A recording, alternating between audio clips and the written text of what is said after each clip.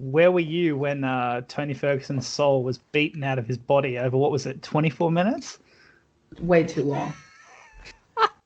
That was a perfect intro, Axe. That was was it 24 minutes? Is that the exact call? I don't even remember. It was like, yeah, about a minute until the fight was over. Let's see. Okay.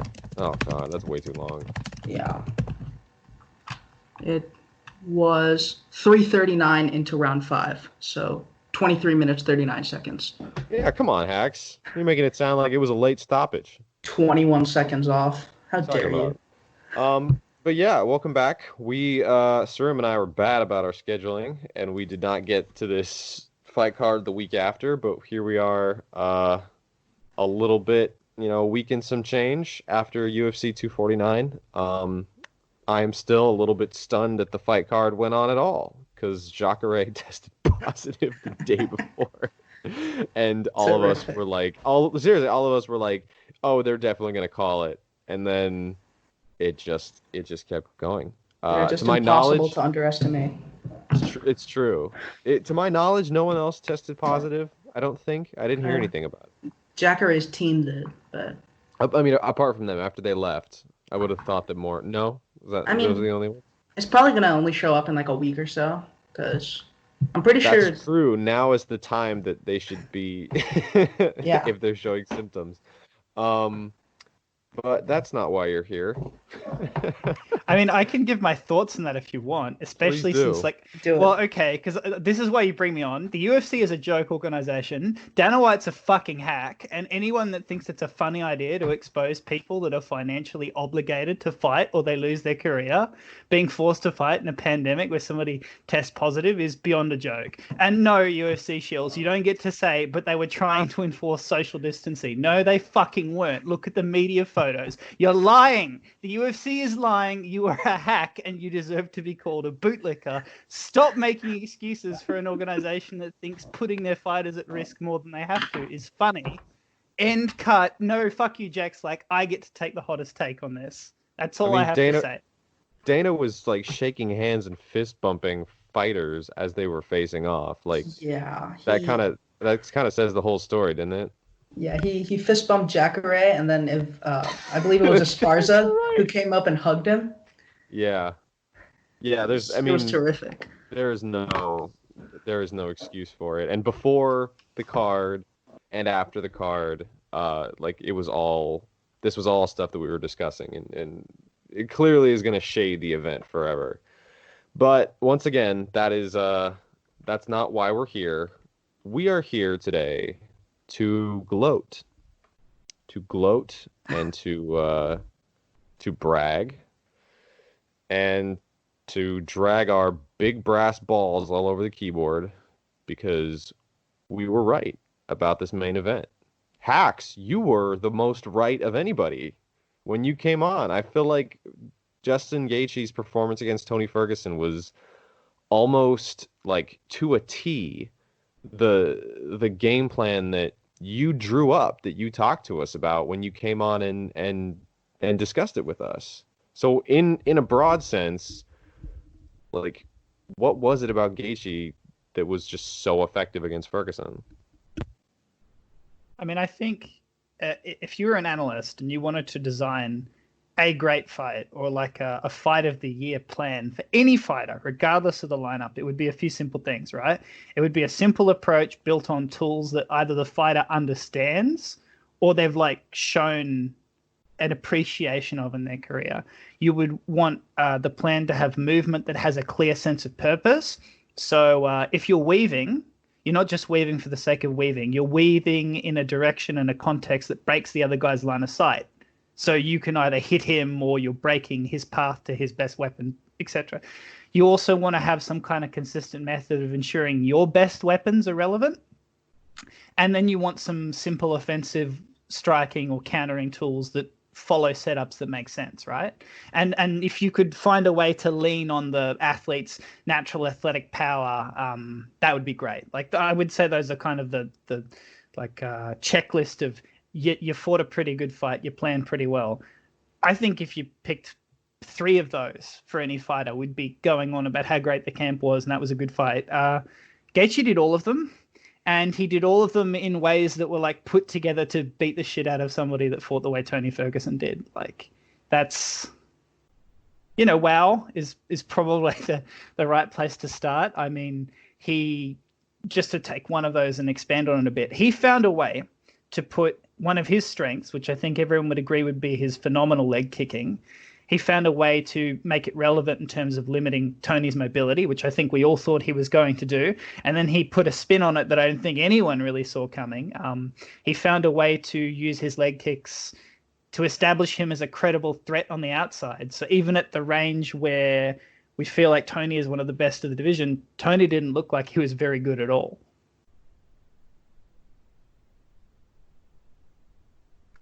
But I think, obviously I'd prefer to throw it onto you guys to expand it on a bit, but that's kind of where it starts for me. He had a simple plan, he ticked all of the boxes, and he found a way to put all of his best tools into the plan and execute them pretty close to flawlessly. Yeah, I think that's a great place to start with it. I think because after the fight, and I kind of pushed it out in like a day and a half, I wrote the postmortem on it, and called it "Closing the Door." And I think that really was how because as you mentioned, it was a couple simple tools that Gaethje used. It was mostly the leg kicks, and Tony looked fine on the outside, but he still wasn't the more damaging party. But for the most part, it was a win in the pocket, and there is where he wasn't doing like really long, flashy combinations that I think we'd have expected someone like Dustin Poirier to be a nightmare to Ferguson for.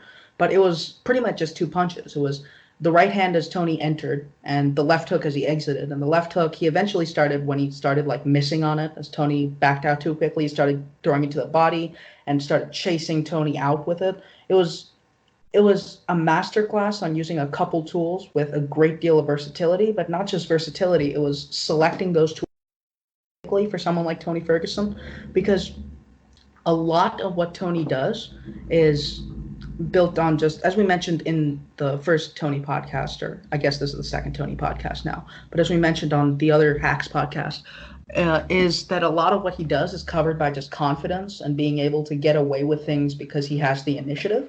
And Gaethje didn't try to out initiative him per se. He more just took away any initiative that he could have shown by just cutting him off at the pass with the right hand every time he stepped forward. It was brilliant.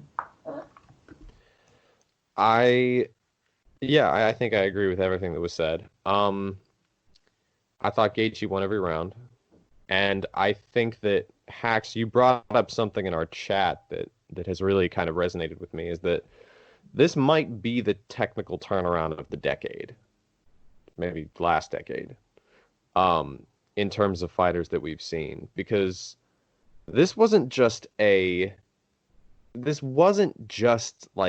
an adjustment within the context of the fighter that Gaethje has built himself to be. Like it wasn't like the Barboza fight, where he was still, he was able to to draw out Barboza's kicks a bit, push him back, and convert within the clinch. Like there were tactical tools, but he was still playing in the same field of the pressure fighter that he had built himself to be. Like Gaethje was an outside counterpuncher, and it's like he completely overhauled his footwork and his ring craft. And I want to underscore this because I think we may spend some time today talking about a potential Gaethje versus Khabib fight. This is something that just jumped out to me when I rewatched it, is just that how difficult Gaethje is to back up to the cage. He's very difficult to push back in a straight line. Like he did kind of one of the big things against Tony that I feel like, or I should say, he didn't do one major thing against Tony that everybody seems to do against Khabib, and that's just give up ground for no reason. Like he stood his ground, and like Sherm said, there was just like, it was a short right hand or a check hook waiting for Tony every time he wanted to step in. He broke the line of attack well, and it wasn't just throwing them in isolation. Like he would weave into them proactively. Like it was marvelous. Like his actual just positioning in the cage and his ability to just stand his ground, that gives me a lot of confidence in him going forward. Yeah, I think it's one thing that we expected from Gaethje even as far back as the Johnson fight, where we were like, if he faces Khabib, he's not going to fight a fight that isn't his. And I think that kind of simplification is what it takes to beat Khabib in a sense. Because, like, after a certain point of takedown defense, which, I mean, admittedly, a lot of people don't have, but someone like Gaethje probably has it, in my estimation. But after a certain point, right, you kind of need to simplify the fight with Khabib where you're not overthinking it. And I think that's where someone like Dustin Poirier had a lot of trouble. When Conor McGregor went out and did his pressure thing, it worked fairly well. And it would have worked better if he wasn't just, if he didn't screw up in the first wrestling exchange. But I think the worry that I had with Gaethje after the Cerrone fight was that he would overthink the Khabib fight a bit more than my liking. Because if the first approach was too dumb to fail, the second approach would be too smart to succeed. And I think at this point I can be confident in Gaethje being the best outfighter that Khabib will have faced. I mean, I don't know how many great outfighters Khabib's faced to start with. I guess the best one would be like Michael Johnson, who's not really that good at outfighting. But Gaethje looked terrific. He's not only hard to pressure, he's dangerous to pressure, as you mentioned. Because, when Tony just walked in and tried to force exchanges and force a pace, it just didn't work because Gaethje could counter him and end the exchange right there because he's such a massive bomber. So I think Khabib's going to have trouble regardless of which way Gaethje goes with that. I think I'd still rather him pressure because it's kind of safer. And, if he finds himself screwing up a little bit on the pressure, it's less debilitating than finding himself too close to the cage and just getting physically pushed there. But yeah, I think either way, Gaethje's going to be a handful for Khabib. I think the thing that I like about, if you want to put it in brackets, the outfighting that Gaethje showed in this fight is that everything he's done is a natural extension of what he's already doing. When he's throwing low kicks at range, he's not just saying the entire game, I will just kick hard, I kick like a mule, I'll keep kicking you. He had transitions from his kicking into punches, into the pocket.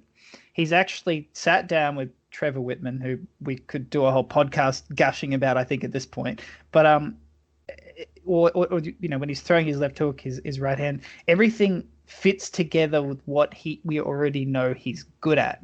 And I think the bit that got me most excited about that fight was, or at least personally, that I really found interesting, that was at the end of the fight, Gaethje started doing things that we really wanted to see Gaethje do more of at the start of the fight. He started pawing more with his jab. And he was doing it, I presume, because Tony's face was so busted up that you just want to smack that, right? Like that just screams to any fighter, beat the shit out of this guy's face. He's already bleeding. I think we all would have liked to, particularly because Gaethje seems to understand fairly efficient form and his movement seems fairly defensive, even when he is forced to concede ground or he makes a strategic choice to concede ground. So it would always be good to see a fighter like that jab more.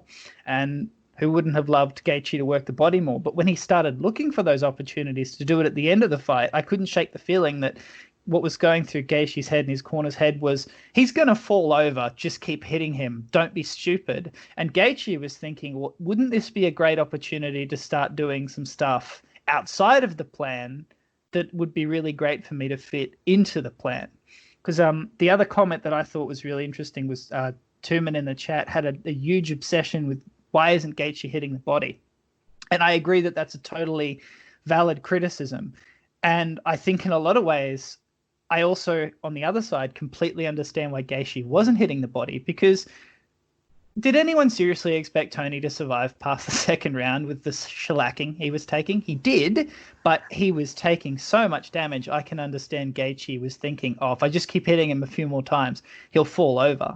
And that also led to one of the most important moments in the fight where, well, between the rounds, where Whitman sits Gaethje down and essentially has that conversation you do, like, when your son is just a little bit too proud and fucked up the spelling bee. He's like, okay, look, you're beating the shit out of him. You're winning the rounds. but you've got to slow down. You don't need to throw at 110% heat. Throw at 80 and you'll still knock him over. You'll still kill him. Basically like it was the slow down, don't go red ones, go faster or I'll crump your noggin. Like just relax. And Gaethje followed that direction with complete obedience, which is always exciting. It's good when you see a fighter trust their camp. And secondly, the fact that we got to that point, the fact that Gaethje was throwing a little bit too hard and probably putting himself at risk of exhaustion. Yes, that's again, quotes negative. It was a mistake, if you like, but it was a mistake that made a lot of sense in the context of the fight. And the fact that Gaethje was able to pivot away from overextending his stamina says that he knew he screwed up. He knew they planned better, and he was capable of making adjustments incredibly quickly. And I think those qualities, a bit more of jab and targeting the body, being able to see the big picture of where you've stepped away from what your game plan should be, that's what you need to beat the shit out of Khabib. You need a good game plan that's not too smart or too stupid, and you need some self-awareness. And I saw miles of that in Gaethje in this fight. So extrapolating off that, Hax, I think you brought up a great point that it's kind of just the theme of adjustments. I'll just kind of roll with that. Like one of the things that sparked that, take 10% off your punches comment from Whitman was the knockdown that Ferguson hit on Gaethje, which didn't score as a knockdown, but it really sure looked like one. I still thought Gaethje won that round, but it was really Ferguson's big moment of success, and it was something that prompted Whitman to sit Gaethje down and have him rethink a few things. Was one of the things that was, one of the things that sparked it was that Gaethje was throwing too much into his punches, as you pointed out. But what impressed me the most watching it again was how Gaethje then adjusted to that.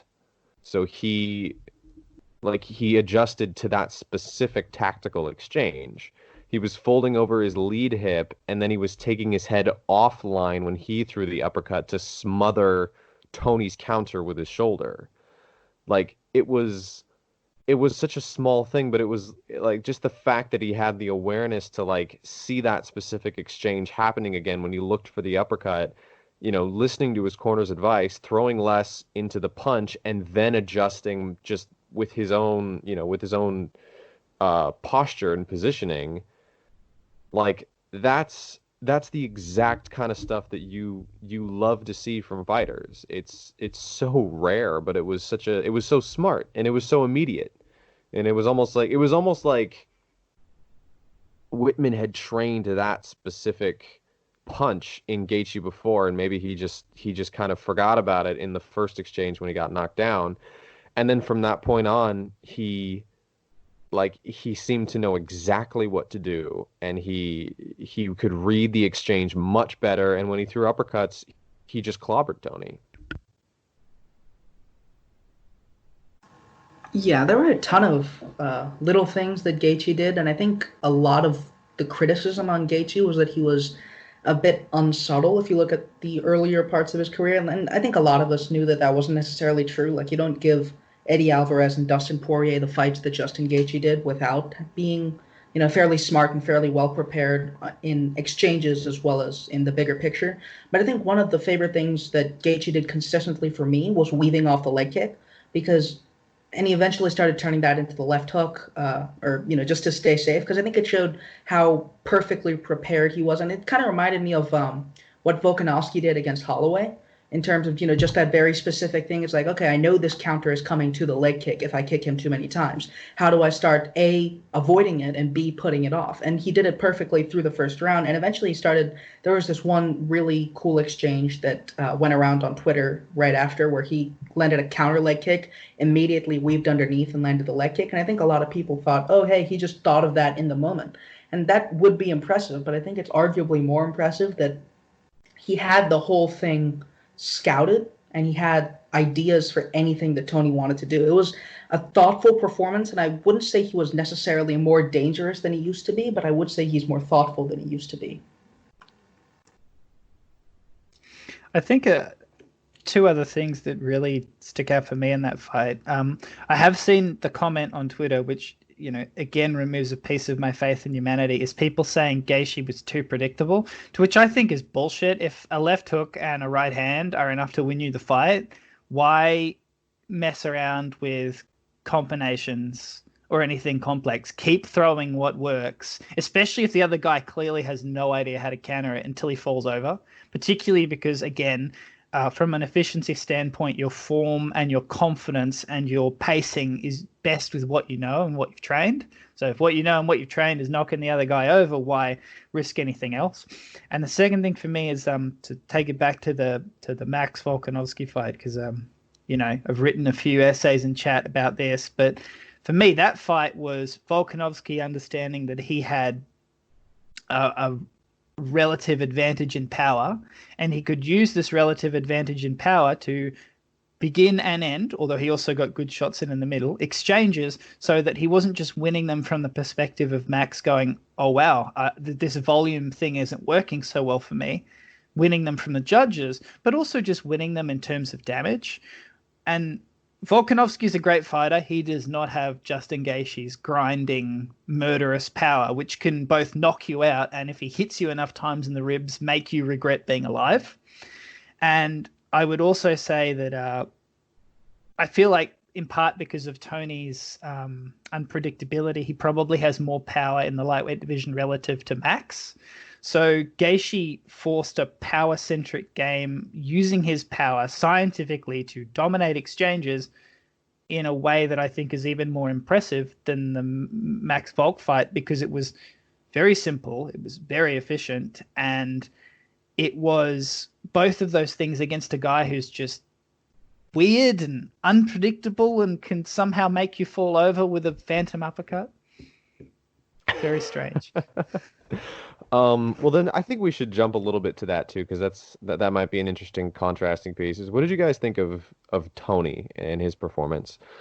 For me, something that I pointed out, like I can admit where I was right in my analysis and where I was wrong. I was right in the sense that I figured that Tony's messy stance and his tendency to he either gets too wide, he's too narrow, he's completely squared up. Whatever it is, his tendency to sometimes ignore his stance was going to hurt him against someone who could leg kick, but also leg kick in sequence like Gaethje could. And the other thing about Tony that I pointed out pre-fight was that Tony does not typically like punching down.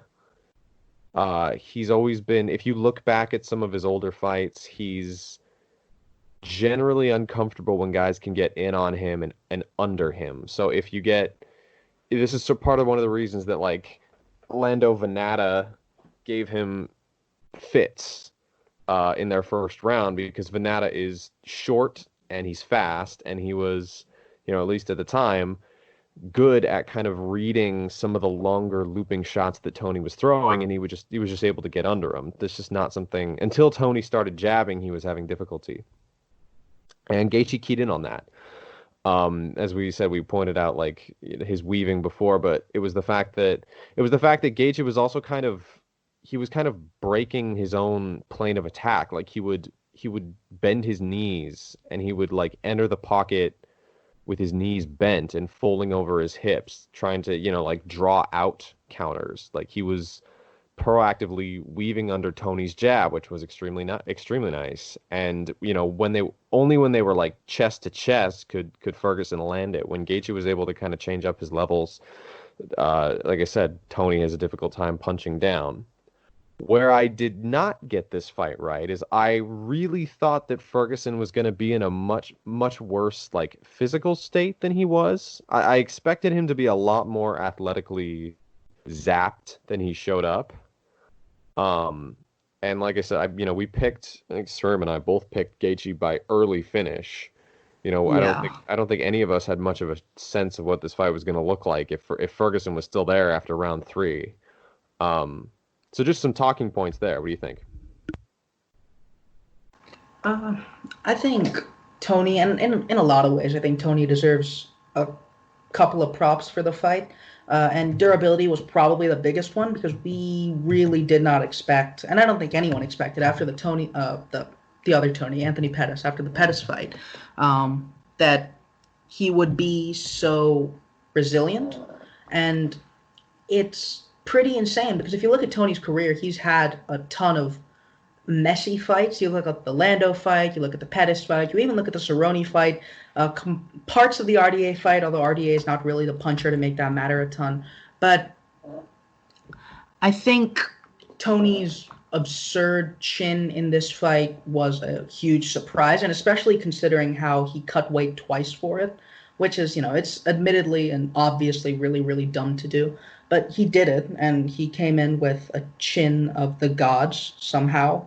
And I think the other thing here to mention with Tony is that he seemed to think about the fight more than I expected him to, more than he even thought about a fight like Cerrone, where, Cerrone, he's immensely more solvable than Justin Gaethje. He's, if you're a pressure fighter and you work on pace, Cerrone's easy. If you hit the body, Cerrone's easy. And Ferguson just didn't really do that. So I didn't expect him to come out, punching off kicks against Gaethje and jabbing in, drawing out counters as he did in the first round. It was a solid performance from Tony Ferguson that I think deserves more than he lost every round deserves. But I mean, he did. But it wasn't a close fight, but it was an impressive fight from Ferguson given what we've come to expect of him. I'm not going to say Tony Ferguson's durability, I totally saw it coming or anything like that. I mean, I've said from the beginning, trying to predict when Tony Ferguson snaps is an impossible science. Like that is like some astrology, you're Taurus. What are you going to feel about your next door neighbor? Shit. But He's the only fighter in MMA who has a weirder chin than Nico Price. I'm not so sure about that, though. I mean, the 2 points I have made in the chat a fair few times is, number one, I think one of the reasons that it looks like Tony is more hittable or seems to fight up to the level of his opposition, even perhaps in terms of his chin, is number one, I think Tony has a bit of, I mean, every fighter does, but I think Tony's got a lot of the John Lineker chin. If he sees this shot coming, he has like a 3 times critical multiplier to his damage avoidance. Like, I think Tony is in particular, is a fighter that does an exceptionally good job of, getting hit if he sees the shot coming, because he really seemed to start having problems when Gaethje had busted up his eye. And that's true of every fighter, but I think that's especially true of Tony Ferguson. Tony Ferguson is like one of those old world gunslingers. If he can look you in the eye as you're about to shoot him, something, he just doesn't fall over. That's the first thing.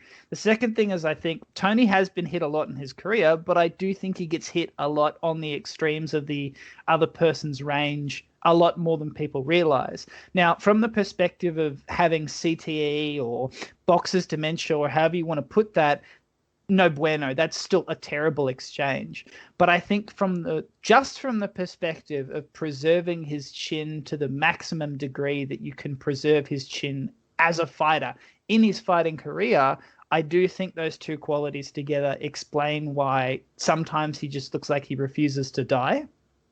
And I think if you combine that with the fact that he did look more thoughtful, did look more prepared, and did look like he was really fighting to the level of his opposition, you put those two qualities together with perhaps we just did underestimate the degree of his athletic decline, and I think you have enough to almost explain why he was eating damage like a sponge and still was still able to do a dance in the hospital. What was it, like 8 hours after he got shellacked?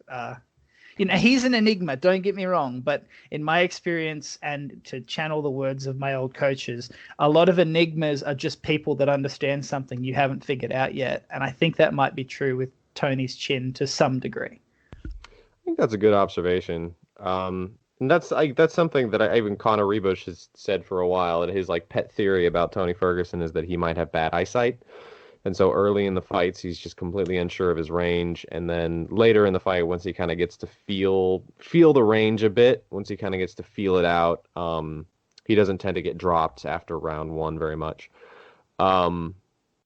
But it did get uncomfortable as the fight wore on. It got really kind of disturbing by the end of the fight.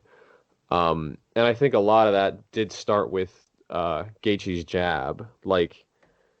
His jab he went body head. I mean, he's body jabbed before, but like this is one of the first times I can remember like Gaethje consistently putting the jab first. And I mean, it's like an Ernie Shavers type jab. It's like he really just kind of the natural like weight to his mechanics. It is just like a shotgun jab type. And I was I was kind of stunned at thinking back. I was like really trying to rack my brain. I was like, when was the last time someone jabbed with Tony Ferguson successfully? Because I don't really think he hasn't really fought a lot of people with great jabs. I mean, Pettis, Cerrone, RDA is an open stance.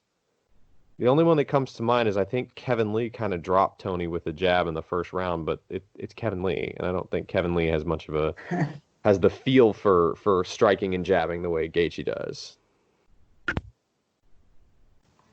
Yeah, I mean, it kind of reminded me Gaethje's jab of Yoel Romero's against Whitaker in the rematch, where like it wasn't the kind of setting up kind of jab that I think we usually describe as a good jab. It was just after a certain point, Gaethje just needed to touch Ferguson where his face was already broken, and he just beat the crap out of him. And yeah, I think in general, Ferguson, he's benefited a lot from being the guy who leads the dance, and a lot of that is his jab. I think the fight also kind of recontextualized the Ferguson Michael Johnson fight, because I think this is something that you said, Danny, when we watched the fight before the Gaethje fight, is that maybe Ferguson just doesn't look that good closing down a counterpuncher. And before the fight, I think I mentioned that Gaethje being the biggest and one of the few counterpunchers that Tony had faced was something to watch out for, because a lot of what Tony does positionally doesn't work against guys who are comfortable hitting him when he squares up. And RDA was, but RDA is he's RDA. He's not a power hitter. So I think that also recontextualized what it means for Ferguson to close down a power combo hitter like Michael Johnson, which, he's improved a lot since then, but it still kind of means something when you're like, how could I have seen this coming, if that makes sense? It's something that Phil McKenzie mentioned, that early fights tell more than maybe we want them to, and that's a good example of that. But yeah, I think overall it's just Gaethje's jab was just really, really mean in a way that I don't think I've seen before from him. I mean, I just kind of have this feeling, almost this philosophy that like Gaethje has kind of strung together a bunch of tools that we almost don't see ever in MMA. And to be honest, sometimes I feel like if boxers could pull off the combination of being comfortable with your left hook on the inside, reach down for me, boy, I've got something coming up for you, to reword the old Joe Frazier, a jab that they're confident doing work with off its damage, because I think so many fighters are locked into this mentality that a jab is not a damaging weapon. A jab is an enabler for other weapons, and Gaethje has like that Rage Against the Machine jab that like, fuck you, I won't do what you tell me, and just busting up people's faces. I agree that the Gaethje puzzle, the counterpuncher who is confident in the pocket and has great natural power, is something that Tony is probably also always going to struggle against. I do also wonder, though, that if we get too fixated on the stylistic matchup that he, in theory, represents for Tony, we overlook that he has a pretty extraordinary skill set for MMA fighters, and the way that skill set fits together is pretty intimidating. I just don't want to lose track too much of what Gaethje's accomplished in this fight, because we get fixated on the fact that he might be a bad stylistic matchup in other ways. Yeah, I think that's fair. I think it was more of an open question going into the fight. Is like, I mean, in a basic sense, it was like, I was like, I haven't really seen Tony beat a lot of big power punchers lately. But if that's your takeaway after the fight, then you've completely missed the point. Like you clearly don't understand what you're watching. But I agree. I think it's like it's a performance that should be celebrated. It's not just like an archetype that you can look to and say, oh, that'll that's a bad one for Tony. He can't. We've seen Tony overcome fights that seemed like difficult style matchups on the surface. Like that's something we know Tony Ferguson can do, and he just wasn't able to here. And I think, like you said, a lot of that goes down to Gaethje's remarkable skill set. But I do want to bring up one thing before because we do need to talk a little bit about Cejudo Cruz in a bit. But we can spend some time on this next segment. Is that like what's next? Like I know it's Gaethje Khabib, and we can talk a little bit about that. What do we expect from Tony Ferguson next? Like what's the progression here? I really want to be confident in him because I was very very impressed with Tony coming into or going out of this rather. But I think it was too damaging a fight, and he's too deep into his career for me to expect him to look great. That said, I mean, there are definitely winnable matchups. If you look at a guy like Dan Hooker, who might be able to just like catch him early, but definitely gets drowned late if he lets Tony hang around that long. That's going to be rough for Dan Hooker, and it's a good comeback for Tony Ferguson. But I mean, overall, it's hard to find someone against whom I'd be confident in Tony. This Tony, I'd be confident in against someone like Charles Oliveira because he looked durable enough to let Oliveira get to the I don't want to be here anymore phase. But just as a function of the damage that he took, I think the door is starting to close / continuing to close on Ferguson as a real contender. It sucks because I wasn't super impressed or super interested rather in the Khabib matchup after a certain point.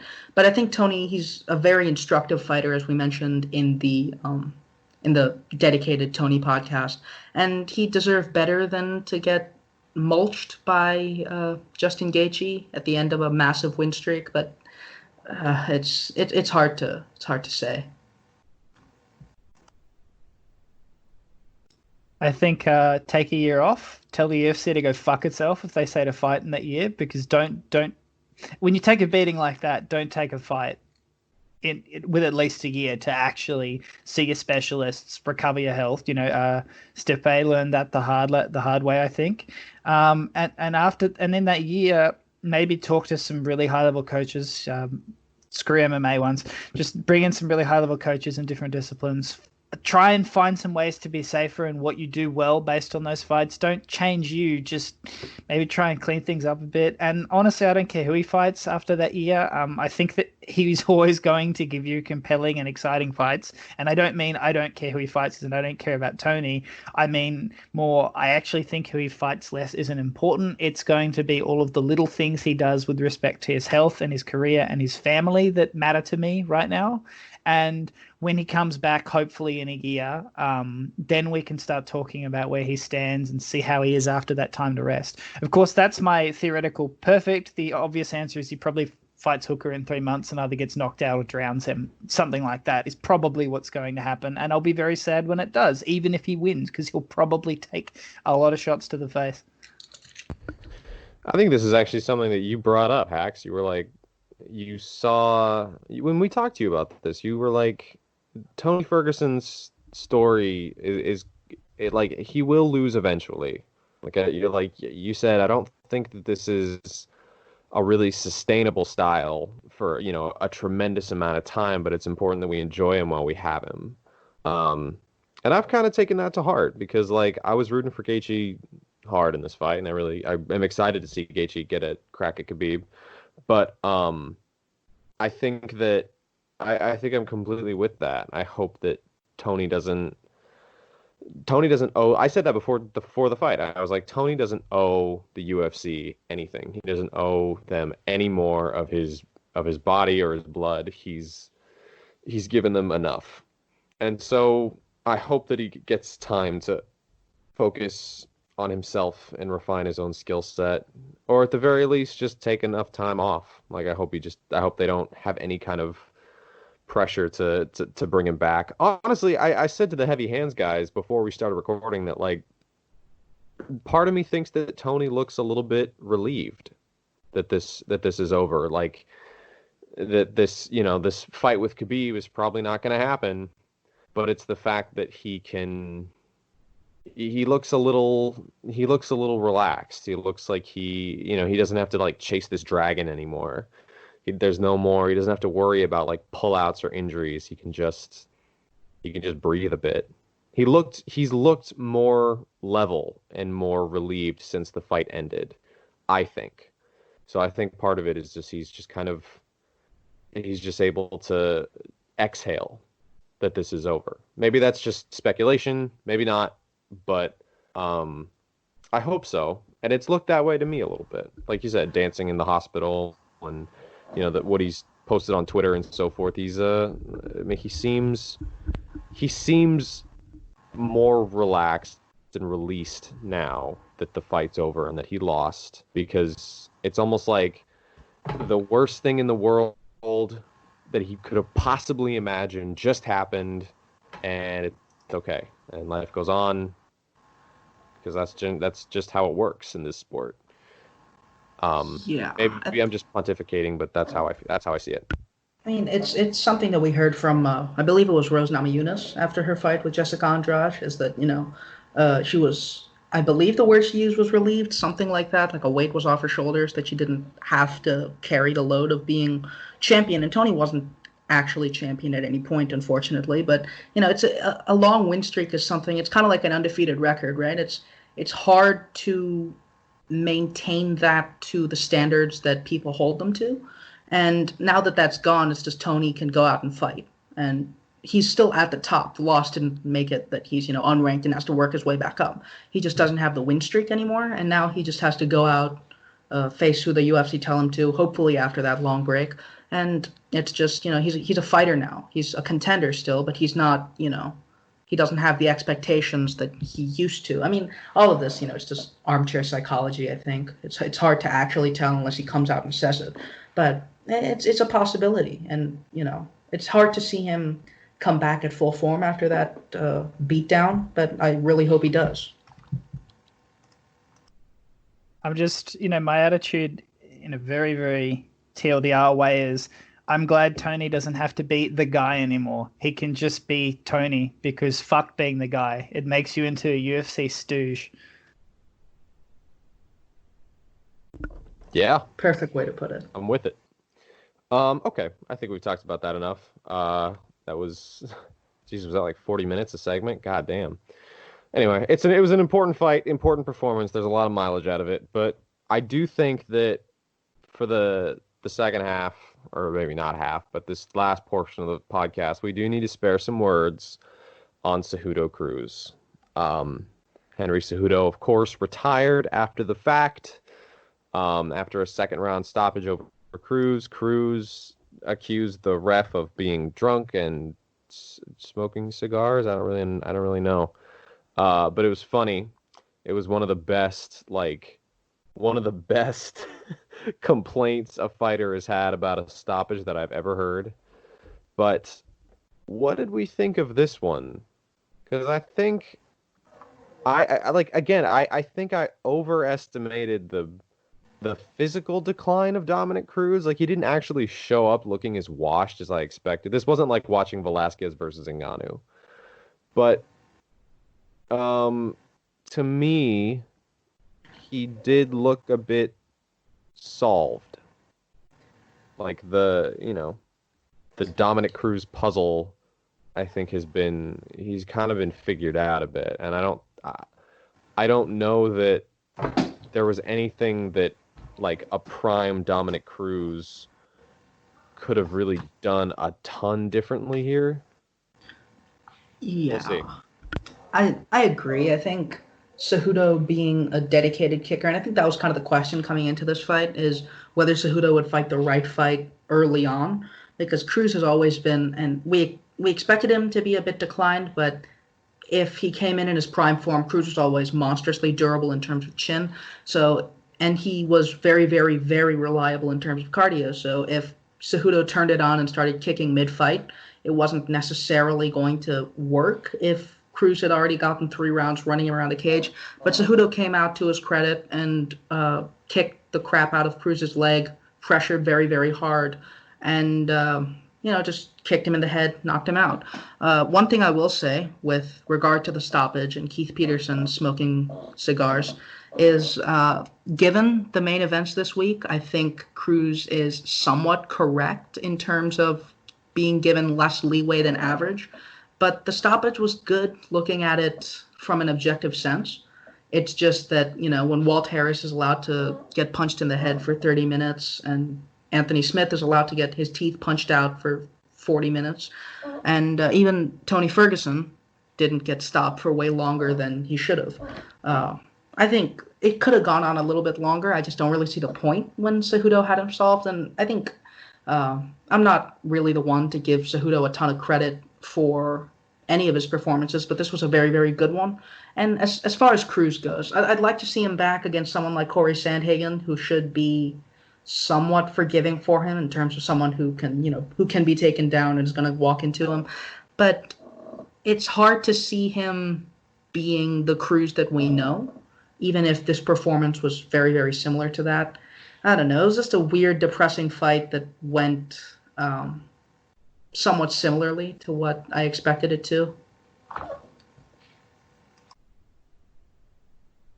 So for that fight, I kind of watched it with a supreme indifference, partially because I just don't think Cruz deserves the fight. The SO came in, sat down, watched the knockout, tapped me on the shoulder and said, Cejudo, watch some tape. And that's pretty much the fight. I mean, Cejudo fought how somebody with Cejudo's incredible athletic ability should fight that fight. And he won that fight because he fought it the correct way. And yeah, the stoppage was probably a little bit early, but I sometimes think that when Cruz talks about if a stoppage is too early or too late, he talks about it from the imperial perspective of the great Dominic Cruz who defended bantamweight titles. And it's like, you're not that anymore, son. Like, you ain't all that. It's been a long time since you fought. You got dropped multiple times in the last one. Cejudo was the dominant champion. Like, yeah, it was a bit early, but I mean, like, I don't know. I understand why the ref put it out then. He was getting his ass beat. So, I just think that fight went how it was supposed to go, and good on Cejudo for fighting the right fight. He seemed to have learned all of the lessons that were used against Cruz from like the TJ fight. And I think in a way I had more respect for Cejudo winning that fight the way he did compared to somebody like Cody, because Cejudo just kind of looked like he made a bunch of basic adjustments. It didn't look like he needed to strategize all that much because he didn't. And good on him. I just wish he didn't retire because I want to see him fight Yan. Yep, I'm pretty much in that same boat. I mean, that's kind of what I mean, is that I know a lot of the prevailing opinion about this fight was that Cruz wins this fight super easily in his prime, and honestly, after seeing it, I'm not sure if I agree, because Cruz, like, one of Cruz's biggest fundamental issues, and this is an issue that I think would just transfer to just about anybody since bantamweight has become such a dynamic division, is that Cruz he's just not really that dangerous. Like, he's just not really dangerous in exchanges. He's not really dangerous with his individual weapons. He's like, and so if you have someone who just isn't worried about what's coming back at them, whether they're defensively, squared away, or if they're just one of the toughest people you've seen in the sport, like Cejudo, there's no real, like, what the fuck is preventing you from just kicking Cruz's legs on the way out? And just trying to kind of just corral him with body kicks and then kick low. And if he tries to exchange, you can just throw back. I can't. And as far as the retirement thing goes, like, I can't really fault any fighter who's made enough money for dipping out early. Like, regardless of my selfish opinions, do I still want to see Cejudo Yan? Absolutely. Like, that is probably one of the most interesting fights, exciting fights that the UFC could possibly make. I would love to see that fight. But when it comes to a sport like this, I mean, shit, if this is, I'm gonna assume that this is the last time we're gonna see Dominic Cruz fight, and if this is ostensibly the last time that we see Henry Cejudo fight, I mean, which ending would you rather have? Like, would you rather be the guy who's gets kneed in the face and, smashed on the ground and complains about a late stoppage after 4 years of, being out of practice? Or would you rather, go out, getting the closest thing you can to a money fight, making, it's not like you haven't fought good fighters. Like, it's not like you've been, I realize I don't like that Cejudo decided to take this fight, but if you're looking for a payday, you could probably do a lot worse, and he's just taking his money and leaving without taking an enormous amount of, brain trauma. So I agree. Selfishly, I kind of wish we could see more from Cejudo, especially because this looked like a fighter who has finally started to figure it out. And, unfortunately, it's just being cut short. Yeah, I think the answer to that first question, what's keeping guys from exchanging with Cruz, is probably the takedown threat, and that's what made Cejudo kind of awful for Cruz going in. Aside from just being a hyper athletic pressure fighter, is you're probably not going to take him down and hold him down, and even if you do take him down, he's going to get back up and not be worried about the takedown.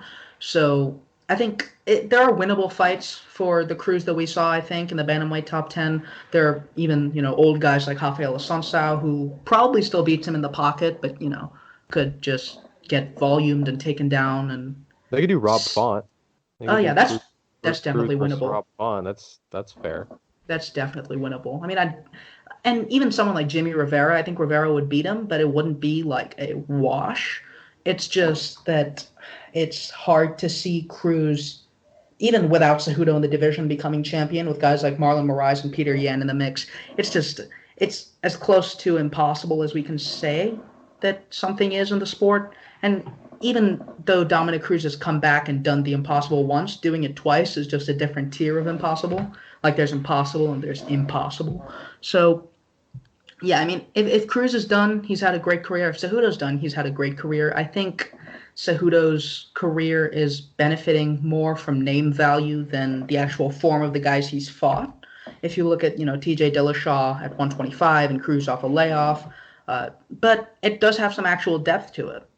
Even if you discount the DJ win, which wasn't actually a win, there's Jussier Formiga, who's terrific. There's Sergio Pettis, who's terrific. There's Dominic Cruz, who looked in fine form off 4 years off. Like, you can't really fault him for the circumstances. You can fault him for not fighting the real contenders. But it's, as you said, there's only so long a fighter has to make money in this sport. And Cejudo took that shot. He has a legacy, so that's fine. I kind of see those two as they took some fights, they won some fights, they lost some fights. I think Krause is probably at his athletic limit. I don't think he has the power to be a viable threat to the title anymore. Not with like fighters who have a bit more power and lots of volume and wrestling threat like Aljo or Yan, who just murders people. So I would love to see Krause bow out here because I think that fight actually, in a way, proved his last great theory that a lot of ring rust is the product of fighters that aren't disciplined and don't prepare mentally. He looked good. It's just I don't think his style can take him any further, and I don't think Krause has anything to prove. So I hope he retires. And yeah, I just plus one what Danny said. I'd love to see Cejudo stay on and fight, but brain damage is brain damage, and if you've got the money, get out. And let's be honest, if there's any fighter in the UFC, assuming Cejudo was still in it, that we know the UFC would just wheel out every time a card was down 10 years from now so they can get a few more holes knocked in their brain, it'd be gold medal in Olympic wrestling, Henry Cejudo. So, good on you. Like, play the UFC before they play you. Get out while you still can. That's a good point. I didn't even think about that. Yeah, he would absolutely be someone that they would use to like bolster new guys. If he stayed in the game for way too long, they would. You're completely right that he would. What's like a super downgraded version of like Pedro Munoz or John Lineker, Douglas Da Silva de Andrade, maybe even less than that. It would be someone like that they could just throw to young guys and they'd just figure out and they'd get a good name on their resume, and over time it would just accumulate. So yeah, I think that's a really apt point. I want to spare a few words before we go on Ngannou versus Rosenstruik because this was hilarious, and Sherm and I have. I mean, it's heavyweight. Egg on our faces. Yeah, I mean, it's heavyweight on one hand. Like, there's no right answer. Who cares? Like, whatever happens, I guess. But on the other hand, this is one that we absolutely like felt like we had figured out, and we were like, oh, you know what? I think it is going to be like a Derek Lewis kind of fight. I think Rosenstruik has the tools to make Ngannou look really bad. And Ngannou just bum rushed him with the ugliest blitz I've ever seen. Before the broadcast, Hax was making fun of us for picking against Ngannou. So, Hax, have your laughs. Somebody put the Nelson Muntz haha in, I guess. But I love Ngannou. I really do at this point. He's just such a boy. Like, he's terrible technically, as much as he seems to be as good a human. I just believed him when he said that the reason that he shut down against the Black Beast was because, he'd never had anyone beat the shit out of him the way Stipe did. So, I just kind of I feel the same way with the Ngannou train as I do about Tony Ferguson. I love it. I love him. I always try and bet for him unless he fights Stipe. And yeah, the thing about Rosenstruik is he has good things in theory for keeping Ngannou at range and scaring him. But he didn't have, to me, the wrestling threat or the body punching that Stipe does to actually dissuade Ngannou from some point going like full lizard brain and just jumping him like Tuman and 4 of his boys in an alleyway. So I don't know. I just thought that would happen, and I was surprised people didn't think it would. I just love Ngannou. I just turn my brain off when I talk about that guy and how he fights, and I encourage everybody to do the same because you will never be disappointed. He's a lovely man. All hail Francis Ngannou. It was funny. Like, I think it was especially just funny the fact that, like, we thought we had it. I thought I had it figured because it was like, I was like, okay, what does Rosenstruik do well? And it was in theory, like, this is that is all that my analysis was based on, was just something I've seen from Ngannou in the past and some tools that Rosenstruik has shown. I was like, okay, Rosenstruik can jab, he can kick legs, and he can fight at an agonizingly slow pace without losing an ounce of focus.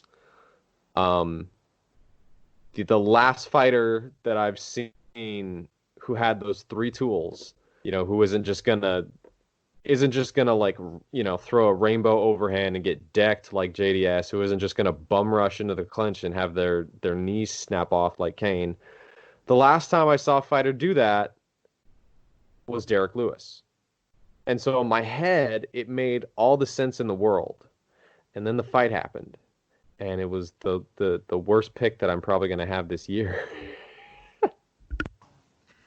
I mean, I think it's kind of the frustrating thing about Ngannou and heavyweight in general, that matchup dynamics can just be like completely ignored. And I think that's what's annoying about talking about Ngannou Stipe too, which is that how do we know he's not just going to ignore the dynamics that we've already saw? Because at some point, Stipe is just not going to be there anymore, right? And even now, it's tough to see him being 100%. But like, at what point does skill matter at heavyweight is a question that's really being challenged by Ngannou, because the answer with him is it doesn't at all. That's, run forward. Who cares? If you can't be hurt and you can hurt people very, very efficiently, just run at him. Like, no one gives a fuck. Whatever. He really is like MMA's definition of just a bra moment. Like, oh, how can you people not enjoy it? It's just so brainless. Like, and I'm not even saying that he is brainless, because I think Jack Slack has really come out to bat for him, and I respect it because I agree with it. The improvement he's shown over what he was at the start of the UFC is enormous. It's just there wasn't a lot to begin with. He's hysterical. All of his fights are hysterical. Even the Black Beast one was hysterical. And yeah, I do think people perhaps read a little bit too much into the fight versus the Beast. Sometimes I think people forget Stipe beat the shit out of him for 25 minutes and probably could have finished him if he really just wanted to push it. Should have been stopped in the 4th. Yeah, that's going to dissuade you for a fighter who is young and has tremendous heart and tremendous passion, but perhaps not the best experience fighting like Ngannou. I could totally see that Stipe beatdown putting you in a rut for 6 months, for 9 months, and I think it did. But that is with hindsight. Yeah, that may be it. And just like we may have just read a little bit too much into the Lewis fight. I mean, it's still a question. I still. This is the thing, is like Ngannou is basically like the the apex Black Beast now, because I sort of wonder, like, what the fuck is the ceiling? Like, if Stipe, Stipe may be pretty physically declined, and like I don't even know what the hell his next fight's gonna be, but like, I mean, barring that, who else is gonna like who else is actually even gonna be able to contend? Blago Ivanov? I mean, shit, dude. I Like, could see that. I don't know, but it was hilarious, and it was like the worst pick that Sherm and I have had in a long ass time, but it was Yeah. incredible. Let's I mean, it just hope was. he yeets Daniel Cormier off into the sun. I think he does at this point, because Yeah. I don't think DC has any way to get in on Ngannou other than the way that Kane did. And if you just rush to the clinch with Ngannou, I mean, he'll probably just muscle you out while he's at his freshest. It's when it's people who are actually able to like feint and, do setups on him and draw him in and then shoot. Like, and I don't think DC can really do that. So yeah, Yeah. I think I'm picking Ngannou. Yeah, I enjoy the talk of Ngannou versus John Jones because I mean that's kind of Oh, that'd it's be not funny. it's not actually a thing, but they're talking about it like it could be a thing. It's never going to be a thing, but it's basically just the meme with the X go burr where it's oh no you can't just hit John Jones really hard, he's so technical and can wrestle you, and Ngannou's like haymaker go burr. Imagine if he knocked out Jones and DC in consecutive fights with body punches. Just, I think MMA Twitter would eat itself. If that fight gets made, I'm riding for Ngannou. Like that would be a ride or die pick. If either of those fights get made, I'm completely in your corner there, Hacks. But anyway, yeah, it was hilarious, and I don't. There's not really a lot of technical analysis to be done, but I do think I agree with some of your points. Is that maybe we read a little too much into that Lewis fight, and who knows, Ngannou could like. There's a very very good chance that Ngannou holds the belt at some point, and will someone eventually figure him out, or is he just going to clobber people for the rest of the days? Time will tell. But yeah, I think I'm good on this end. You guys, how do you feel? Yeah, I mean, the only other important thing that happened was Calvin Cater, but we already had an episode on him. The other two events sucked. There's your review. Um, Hacks, anything else? I mean, I think we should give a shout out to the Dober gang at this point. Oh yeah, Dober. Oh, I that's mean, true. it's Drew Dober, man. Like, I mean, what more are you gonna say? Like, he does Dober things. He's so hot. What? Love him. Yeah. When I was on Heavy Hands, they had me do we did like a bonus episode on and covered the Anthony Smith go over to share a card, and I mean Dober's just awesome. Like I love to see him. They kind of noted that he's improving. Him and Gaethje have almost had like opposite progression paths, and like we've talked before, lightweight is getting kind of old. Like, Tony Ferguson, I don't know how much longer Khabib's going to be fighting, especially if he takes a loss. I don't know how much longer Gaethje or Poirier is going to be fighting. So, I mean, there's a very good chance that guys like Drew Dober, Brad Riddell find their way into the top 10, maybe in the top 5 in the next few years. I mean, that'd be awesome. Yep, go elevation. Imagine a fight where Ngannou takes the title and Dober takes the title on the same card. Like, Danny would just split in half and start beating himself up out of mixed feelings. In case our listeners don't know, Hacks exists to like make me suffer. He feels that I am too smug a member of the vaping scooter gang and that I need to be tempered. So if anyone's curious, that is why Hacks always saves specific comments made in the chat. He always tweets specific things, because he's always here to just throw me to the wind. You deserve it. But yeah, I think we're all good. Anything to plug coming out, Danny? I don't think I do. I'm looking. I might do a piece on. I mean, don't hold me to this, but I might do a piece on Regine Earsel. I don't know though. Is that the huge guy against Brad Riddell? Yes, it is. He's massive. I don't know. I don't really have anything on the back burner. My Overeem piece just went up, and I guess we'll see. What about you? Yeah, I don't really have much that's pertinent. The continuing tragedy of Michael Johnson. I'm writing about that. It's long overdue. What else? What else? What else? Nothing really. Hax, thank you for joining us. Uh, it's a pleasure as always because you are the biggest Tony fan here. Yeah, thank you. Axe is the unofficial third member of this podcast, and so No. he will always be the first person that we jump to when we get a chance to have a guest on. Isn't Certainly. that right, Hax? Oh dear. Oh dear. Well, I mean, firstly, thank you for putting up for me. Thank you for putting up for my constant jokes that imply you're the only sarcastic person of this group, as opposed to just being the most public about it, because we're all as cynical. We're actually like, I need to make a disclaimer because people will think I'm bullying Danny otherwise.